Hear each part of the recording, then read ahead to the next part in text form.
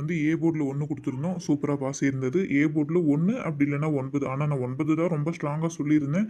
ஆனா 2மே ட்ரை பண்ணதா சொல்லியிருந்தேன். 2த்துல எது உங்க கணிப்போட மேட்ச் ஆகுதோ எடுத்துக்கோங்கன்ற மாரி சொல்லியிருந்தேன். பார்த்தீங்கன்னா, ஏ போர்டில் 1 பாஸ் ஆயிருந்தது.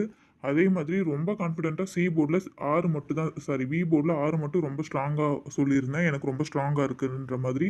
அதே மாதிரி பார்த்தீங்கன்னா, பி போர்டில் 6மே சூப்பரா பாஸ் ஆயிருந்தது. என் ரிசல்ட் 165ல ஏ 1ம் பாஸ் ஆயிருந்தது. பி 6ம் பாஸ் ஆயிருந்தது.